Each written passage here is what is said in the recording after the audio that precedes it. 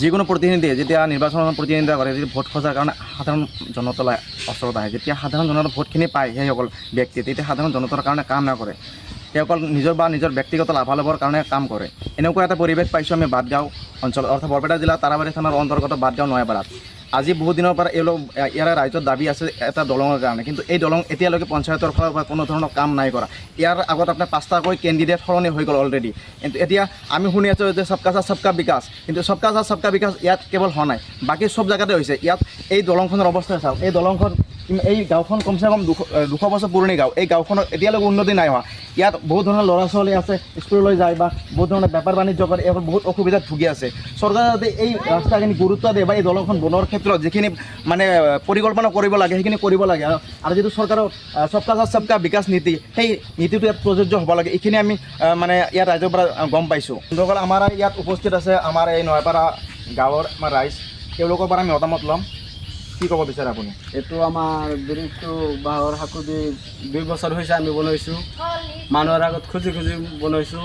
এয়া এতিয়া এই দান বক্সলৈ আমি ঘূৰি মানুহৰ আগত খুজি আমি পইচা আনি কিনে আপোনালোকে যে ভোট দিছে, ভোট দিয়াৰ পিছত পঞ্চায়তৰ প্ৰতিনিধি বা মেম্বাৰ পঞ্চায়ত মানে প্ৰেচিডেণ্ট আহি ইয়াত খবৰ লৈছিল না, চাইছিল নে কোনো কেনে? নহয়, আগত অলপ খবৰ লৈছিল, যেতিয়া ভোটৰ আগত খবৰ লৈছিল, এতিয়া খবৰ লোৱা নাই। এনে কিবা টকা পইচা দিছে নেকি, সাহায্য হিচাপে দিছে নেকি কিবা? এজনে 2জনে দিছে কিবা। কি ক'ব খোজে আপুনি এই দলংখনৰ বিষয়ে বা ইয়াৰ উন্নয়নৰ বিষয়ে কিবা ক'ব খোজে নেকি আপুনি চৰকাৰক বা ইয়াৰ মানে প্ৰতিনিধিসকলক কিবা মানে মেছেজ দিব খোজে নেকি? মেছেজ দিবতো খোজোই, আমাৰ এই দলংখন হয় সেইকাৰণে আমাৰ ভাল হ'ব ল'ৰা ছোৱালীৰ কাৰণে। আপুনি কিবা ক'ব খোজেনে দলঙৰ বিষয়ে? হয়, বৰুণ দেখি যিটো কথা কৈছে সঁচা কথা। তাৰমানে আমাৰ এই দলংটো চাইছে মানে বহুত অসুবিধা পৰিছে। আমাৰ ইফালে যিখিনি ল'ৰা ছোৱালী আছে যে এটাও স্কুলত যাব পৰা নাই, বহুত অসুবিধা হৈ আছে আমাৰ। এই দলংখিনি যদি প্ৰতিনিধিয়ে ভাল কৰি দিয়ে আমাৰ বহুত ভাল হয়। এইটো তাৰমানে আমাৰ ৰিকুৱেষ্ট বুলি কৈ অনুৰোধ কৰিলোঁ প্ৰতিনিধিৰ ওচৰত, আৰু এই বস্তুটো মানুহে যাতে গম পায়। অসম চৰকাৰক কিবা আপুনি জনাব খোজে নেকি, মেছেজ দিব খোজে নেকি, বা প্ৰতিনিধিসকলে যে কাম কৰা নাই ইয়াৰ বিষয়ে আপুনি কিবা অৱগত নেকি ইয়াৰ বিষয়ে? নাই, এই বস্তুটো কাম নকৰিলে এনেকুৱাতো আমাৰতো মেছেজ দিবই লাগিব। আমাৰ পঞ্চায়ত যিটো প্ৰতিনিধি আছে, প্ৰধান আছে, এই কামটো যদি নকৰে আমাৰতো মেছেজ দিবই লাগিব। ডাঙৰ কৰি মানে ডাঙৰ কথা যাব লাগিব। মানে আমাৰ যিটো নেকি অৱস্থা হৈছে, ল'ৰা ছোৱালী স্কুলত যাব পৰা নাই, কি কৰিম, মেছেজটো দিবই লাগিব। আৰু যেতিয়া চৰকাৰে প্ৰত্যেকটা ক্ষেত্ৰতে কয় সবকা সাথ সবকা বিকাশ, সবকা মানে উন্নয়ন বুলি যিটো মানে কথাষাৰ কয়, সেই ক্ষেত্ৰত এই মানে গাঁৱৰ ক্ষেত্ৰত কিমান দূৰ প্ৰযোজ্য হৈছে? নাই, আমাৰ ইফালে গাঁৱৰ ক্ষেত্ৰত একো হোৱা নাই। আমিওতো সেই চাওঁ, নিউজ চাওঁ, কিন্তু আমাৰ যিখিনি আমাৰ পৰিৱেশ, আমাৰ পঞ্চায়তৰ ফালে আমাৰ মতে একো কৰা নাই।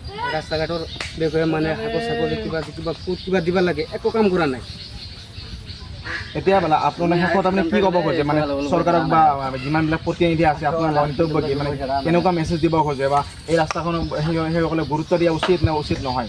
এইটোতো প্ৰতিনিধিৰ উচিতেই, কিন্তু যদি গুৰুত্ব যদি নেদে তেতিয়াহ'লে আমি উপৰঞ্চত মহলত যাম, যাই কিনে বস্তু আমি সেই গোটেইকেইটা মিলি যাই কিনে আমি কিবা এটা জনাই দিম প্ৰব্লেমটো, যেন এনেকুৱা অৱস্থা আমাৰ। চাওক, আপোনালোকে আহি চাওক। বন্ধুসকল, আপোনালোক কোনোবা যদি এনেকুৱা ব্যক্তি আছে, মানে যিসকল ব্যক্তিয়ে মানে সামাজিক কাম কৰি ভাল পায়, তেওঁসকলে যদি এনেকুৱা মানে সামাজিক কামত যদি মানে অগ্ৰসৰ হ'ব খোজে বা এনেকুৱা কামত যদি কোনোবাই দান বৰঙণি দিব খোজে, তেনেহ'লে আমাৰ স্কেনাৰ আছে, আমি স্কেনাৰবিলাক আমাৰ ডিছপ্লে স্ক্ৰীণত দি দিম, আপোনালোকে সহায় কৰিব পাৰে এনেকুৱা কামত।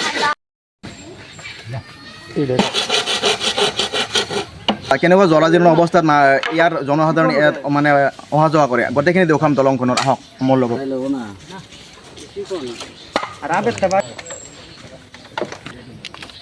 এয়া চাওক কেনেকুৱা জৰাজীৰ্ণ অৱস্থাত ইয়াৰ জনসাধাৰণে অহা যোৱা কৰি আছে। আপোনালোক গোটেইখিনি দৃশ্যাংশময় দেখুৱাব লৈছোঁ। একেবাৰে বেয়া পৰিস্থিতি। এনেকুৱা লাগিছে আমি এতিয়া 2026 চনৰ ভাৰতবৰ্ষত নহয়, 1950 চনত বসবাস কৰি আছোঁ।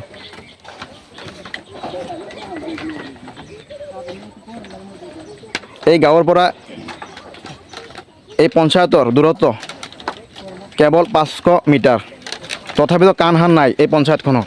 না কোনোবা প্ৰতিনিধি আহিছে, না কোনোবা খবৰ ল'ব আহিছে, কেৱল ৰাইজৰ নিজৰ টকাৰে এইখিনি কাম কৰিবলৈ সক্ষম হৈছে। এয়া চাওক।